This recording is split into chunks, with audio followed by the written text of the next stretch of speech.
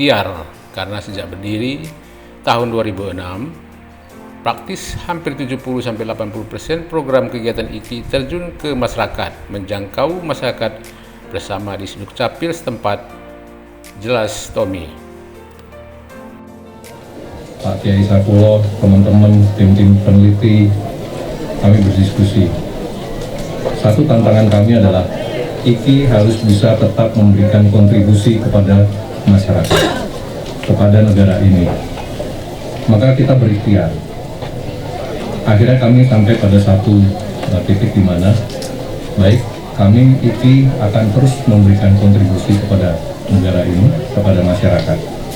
Tetapi harus ada transformasi. Di mana yang lalu sebelum pandemi misalnya, atau seperti yang hari ini kita laksanakan bersama, itu terjun ke masyarakat. Samsudin, itu jangan didapat Muhammad, lewatin satu kolom, baru Samsudin, jangan disambung ya. Selanjutnya, IKI tidak terus-menerus terjun ke masyarakat, melainkan bekerjasama dengan beberapa komunitas pemuda yang memiliki perhatian sama dengan platform perjuangan IKI. Transformasi yang kami coba ikhtiarkan adalah kami mulai membangun jejaring komunitas. Komunitas-komunitas di mana mereka memiliki kesamaan perhatian terhadap masalah-masalah sosial masyarakat.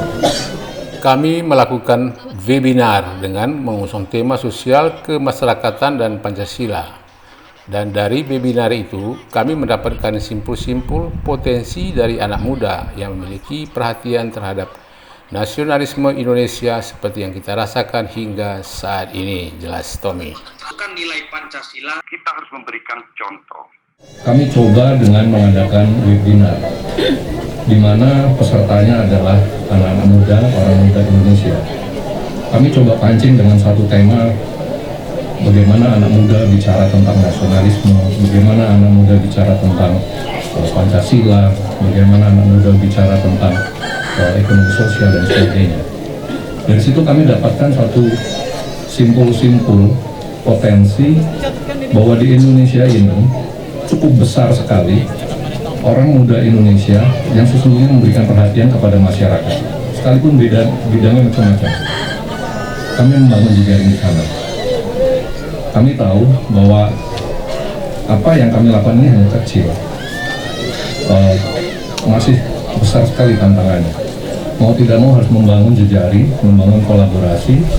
Harapannya adalah kemudian mereka akan terlibat bersama untuk ikut sama-sama dengan seperti IKI lakukan seperti hari ini. Itu yang pertama. Jadi transformasi bagaimana kami mulai membangun jejaring dengan komunitas orang muda Indonesia. Dan itu banyak sekali.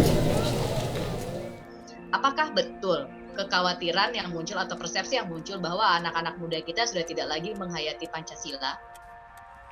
Kalau melihat video tadi sih rasanya enggak ya. Bagaimana tanggapan Mbak Rona?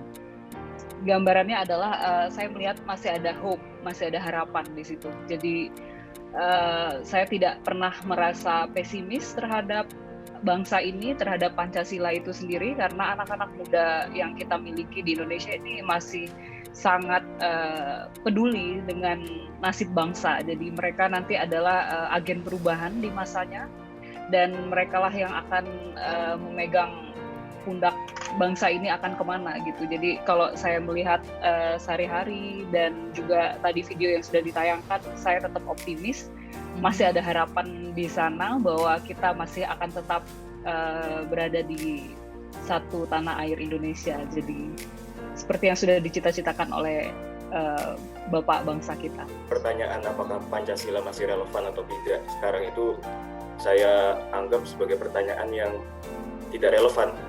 Karena pertanyaan model begini ini mengarahkan kepada satu jawaban yang diharapkan oleh penanya, yaitu Pancasila masih relevan dan akan terus relevan.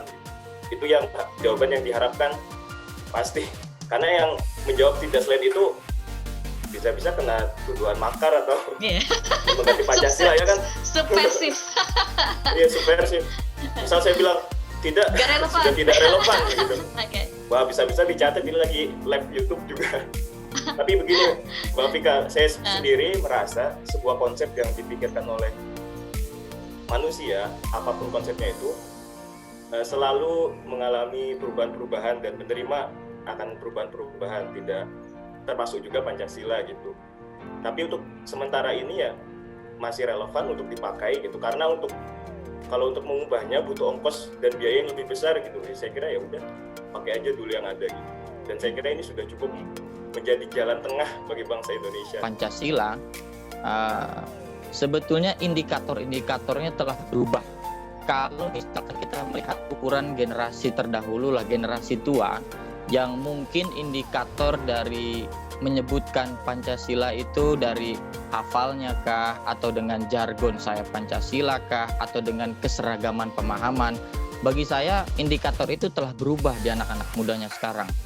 Bahwa hafal aja tapi tidak mengimplementasikan, itu sudah kita sangat kita benci gitu loh di kalangan muda. Atau misalkan kita menggunakan diksi-diksi yang memisahkan bahwa saya Pancasila dan yang lain bukan, itu pun sangat membahayakan. Ataupun ya bagi kami sekarang bukan tentang keseragaman, tapi keberagaman itulah yang pada akhirnya menghidupkan Pancasila itu sendiri. Jadi kita memiliki tafsir dengan perubahan zaman yang kita fit and properkan, bahwa jangan sampai Pancasila ini berada pada titik puncak yang seolah-olah kita sulit untuk mengimplementasikan dan memahamkannya gitu. Kalau misalnya kita mulai dari kita mau bergerak sama-sama gitu, ya nggak harus nunggu pemerintah banget lah gitu, maksudnya dari organisasi-organisasi, dari kita kelompok-kelompok kecil, dari mahasiswa mungkin, dari pertemanan di kampus, pertemanan di sekolah, itu bisa.